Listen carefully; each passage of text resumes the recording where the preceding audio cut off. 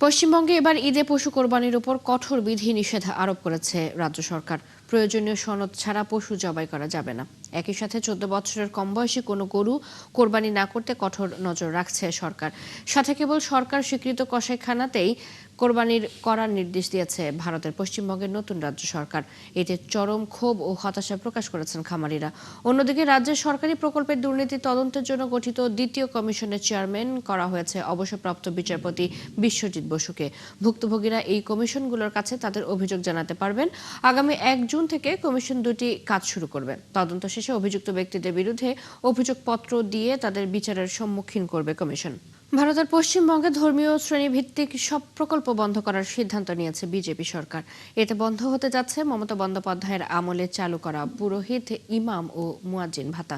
সোমবার নবান্নে মন্ত্রিসভার দ্বিতীয় বৈঠকের পর রাজ্যের নারী, শিশু ও সমাজ কল্যাণ মন্ত্রী অগ্নিমিত্র পাল কথা জানান।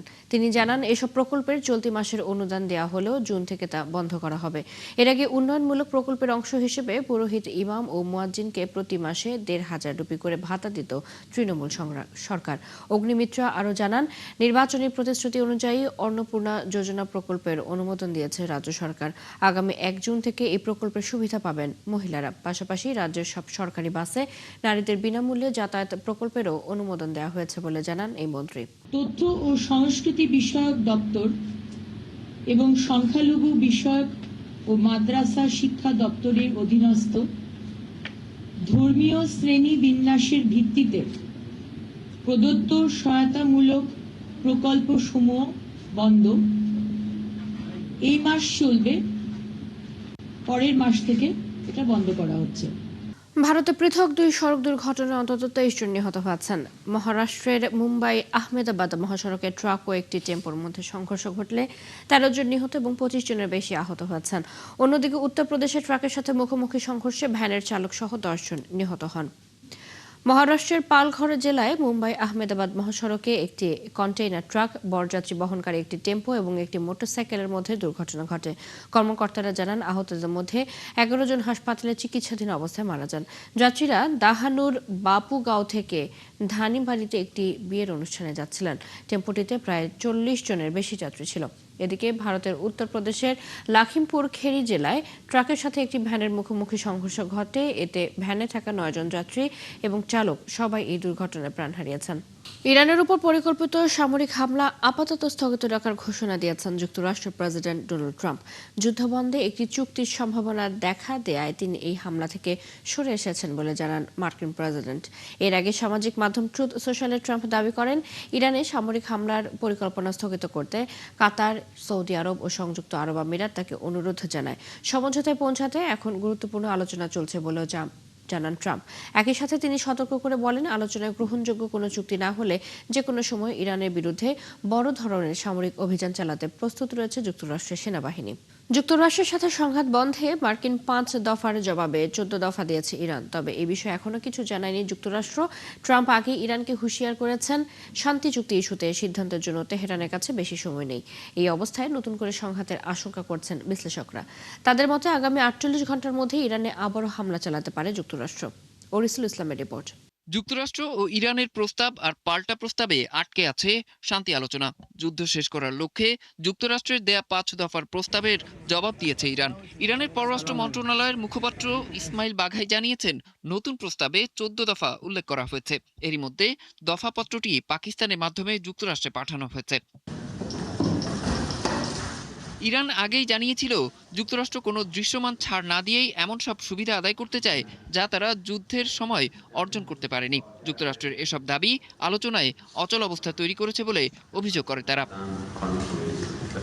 যদিও ইরানের নতুন প্রস্তাবের বিষয়ে এখনো কিছু জানায়নি যুক্তরাষ্ট্র, তবে তার আগেই শান্তি চুক্তি নিয়ে ইরানকে সতর্ক করে রেখেছেন মার্কিন প্রেসিডেন্ট ডোনাল্ড ট্রাম্প। এদিকে দুই দেশের এই পাল্টাপাল্টি প্রস্তাব ও হুমকিকে ভালো ইঙ্গিত হিসেবে দেখছেন না বিশ্লেষকরা। তাদের ধারণা, শিগগিরই সংঘাত শুরু হতে পারে। দোহা ইনস্টিটিউট অব গ্রাজুয়েট স্টাডিজের অধ্যাপক মোহাম্মদ এল মাসরি বলেছেন, 2 দিনের মধ্যে ইরানে আবার হামলা চালাতে পারে যুক্তরাষ্ট্র। অরিসুল ইসলাম, 71। হরমুজ প্রণালী ব্যবস্থাপনার জন্য একটি নতুন সংস্থা গঠনের ঘোষণা দিয়েছে ইরান। সামাজিক যোগাযোগ মাধ্যমে এক পোস্টে এ তথ্য জানিয়েছে দেশটি। এতে দেশটির সর্বোচ্চ নিরাপত্তা পরিষদ জানিয়েছে নতুন সংস্থাটি হরমুজ প্রণালীর কার্যক্রম এবং সর্বশেষ পরিস্থিতি সম্পর্কে প্রতিনিয়ত বিস্তারিত জানাবে। এদিকে ইরানের পররাষ্ট্র মন্ত্রণালয়ের মুখপাত্র জানিয়েছেন, এই নৌপথ দিয়ে জাহাজ চলাচল নিয়ন্ত্রণের জন্য একটি নতুন ব্যবস্থা তৈরিতে ওমানের সাথে আলোচনা চলছে। দুই দেশই এই পথ দিয়ে নিরাপদে চলাচল নিশ্চিতে পদক্ষেপ নেবে বলে আশা তার। সোমবার সংবাদ সম্মেলনে ইসমাইল বাঘাই কথা জানান। তিনি বলেন, ইরান এই পথ দিয়ে সুরক্ষিত চলাচল নিশ্চিত করতে সর্বদা চেষ্টা চালিয়ে আসছে এবং তা নিশ্চিত করবে। নিরাপত্তা ও রাজনৈতিক কারণ দেখিয়ে শেষ মুহূর্তে বিবাদী পক্ষের করা এক জরুরি আবেদনের প্রেক্ষিতে ইসরায়েলের প্রধানমন্ত্রী বেনিয়ামিন নেতানিয়াহুর দুর্নীতি মামলার পূর্ব নির্ধারিত শুনানি আবারও বাতিল করা হয়েছে। স্থানীয় সময় সোমবার ইসরায়েলি সংবাদ মাধ্যম চ্যানেল 12 এক প্রতিবেদনে তথ্য নিশ্চিত করেছে। আদালতে জমা দেওয়া আনুষ্ঠানিক নথিতে নেতানিয়াহুর আইনজীবী আজকের অধিবেশনটি অবিলম্বে বাতিলের অনুরোধ জানান।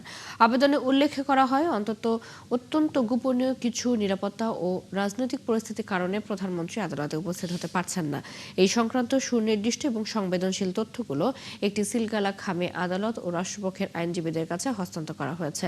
2020 সালে শুরু হওয়া এই আলোচিত ট্রায়ালে নেতানিয়াহুর বিরুদ্ধে ঘুষ গ্রহণ, জালিয়াতি এবং বিশ্বাসভঙ্গের মতো গুরুতর 3টি পৃথক মামলার বিচার চলছে। যুক্তরাষ্ট্রের ক্যালিফোর্নিয়ার স্যান ডিয়েগোতে একটি ইসলামিক সেন্টারে বন্দুক হামলায় 2 সন্দেহভাজন হামলাকারী সহ অন্তত 5 জন নিহত হয়েছে। এই তথ্য জানিয়েছে স্থানীয় কর্তৃপক্ষ। সোমবার স্থানীয় সময় জোহরের নামাজের কিছু আগে ক্লেয়ারমন্ট এলাকার ইসলামিক সেন্টার অফ স্যান ডিয়েগোতে এই হামলা হয়। বিদেশ থেকে এই অপরাধের ঘটনা ঘটতে পারে বলে ধারণা করে তদন্ত চলছে। স্থানীয় পুলিশের তথ্য মতে ঘটনাস্থলে 13, 17 ও 19 বছর বয়সী 2 তরুণের মরদেহ পাওয়া গেছে। তারাই হামলায় জড়িত বলে সন্দেহ করা হচ্ছে। ধারণা করা হচ্ছে তারা নিজেদের গুলিতে আত্মহত্যা করেছে। ঘটনাস্থলে কোনো পুলিশ সদস্য গুলি ছোড়েনি বলে নিশ্চিত করেছে এফবিআই। ব্রিটিশ প্রধানমন্ত্রী কিয়ার স্টারমার নিজের দায়িত্ব পালনে পুরোপুরি মনোযোগী। এখনই পদত্যাগের কোনো পরিকল্পনা করছেন না। স্থানীয় সময় সোমবার এমন তথ্য জানিয়েছেন মন্ত্রিসভায় স্টারমারের ঘনিষ্ঠ সহযোগী ডেভিড ল্যামি। এর আগে স্টারমারের সহযোগীরা ইঙ্গিত দিয়েছিলেন, আগামী মাসে অনুষ্ঠিতব্য মেকারফিল্ড আসনের উপনির্বাচনে গ্রেটার ম্যানচেস্টারের মেয়র অ্যান্ডি বার্নহাম যদি জয়ী হন তবে স্টারমার পদত্যাগে রাজি হতে পারেন। তবে ল্যামি বলেছেন, এখন প্রধানমন্ত্রীর দায়িত্ব পালনের দিকেই মনোযোগ দিচ্ছেন। আপাতত এ ধরনের কোনো পরিকল্পনা নেই। এদিকে মে মাসের নির্বাচনে বড় ধরনের ক্ষতির পর লেবার পার্টির প্রায় 1/4 এমপি স্টারের পদত্যাগ দাবি করেছেন। একই সাথে 2 জন সম্ভাব্য নেতা প্রকাশ্যে তার স্থলাভিষিক্ত হওয়ার আগ্রহ দেখিয়েছেন। দক্ষিণ পূর্ব এশিয়ার অন্যতম শীর্ষ অর্থনৈতিক দেশ ইন্দোনেশিয়ার বিমান বাহিনীতে আনুষ্ঠানিকভাবে যুক্ত হয়েছে ফ্রান্সের তৈরি 6টি অত্যাধুনিক রাফাল যুদ্ধবিমান। স্থানীয় সময় সোমবার রাজধানী জাকার্তার একটি বিমান ঘাঁটিতে জমকালো আয়োজনের মধ্য দিয়ে ফ্রান্সের পক্ষ থেকে আনুষ্ঠানিকভাবে ফাইটার জেটগুলো ইন্দোনেশিয়ার প্রেসিডেন্ট প্রাবো সুবিয়ান্তোর কাছে হস্তান্তর করা হয়। এর পাশাপাশি বিমান বাহিনীতে আরও যুক্ত হয়েছে VVIP business jet, ground controlled interception radar এবং সামরিক কার্গো বিমান সহ আরও বেশ কয়েকটি বিদেশি বিমানও। 2022 সালে ফ্রান্সের সাথে ইন্দোনেশিয়ার $8.1 বিলিয়ন মার্কিন ডলারের একটি ঐতিহাসিক সামরিক চুক্তি স্বাক্ষরিত হয়, যার অধীনে মোট 42টি রাফাল জেট কেনার কথা রয়েছে। সেই চুক্তির প্রথম ধাপ হিসেবে চলতি বছরে এই প্রথম দফায় 6টি অত্যাধুনিক যুদ্ধবিমান জাকার্তায় এসে পৌঁছালো। কৃষ্ণ সাগরে 2টি জাহাজে ড্রোন হামলা চালিয়েছে রাশিয়া। এর মধ্যে একটি চীনের মালিকানাধীন কার্গো জাহাজ। রুশ প্রেসিডেন্ট ভ্লাদিমির পুতিনের চীন সফরের আগেই এই হামলার ঘটনা ঘটল। ইউক্রেনের সমুদ্র বন্দর কর্তৃপক্ষ জানিয়েছে, সোমবারের হামলায় 2টি বেসামরিক জাহাজ ক্ষতিগ্রস্ত হয়েছে। উভয় জাহাজই ওডেসা অঞ্চলের বন্দরের দিকে যাচ্ছিল। এর মধ্যে একটি চীনা মালিকানাধীন কার্গো জাহাজ, যা মার্শাল দ্বীপপুঞ্জের পতাকাবাহী। যদিও এই বিষয়ে রাশিয়া বা চীন কোনো দেশের পক্ষ থেকে কোনো মন্তব্য পাওয়া যায়নি। তবে ইউক্রেনের প্রেসিডেন্ট ভলোদিমির জেলেনস্কি জানিয়েছেন, ড্রোনগুলো ওডেসায় আঘাত এনেছে। সমুদ্রে কোনো জাহাজে আঘাত হানা হয়েছে তা রাশিয়া জানত বলেও দাবি করেন জেলেনস্কি।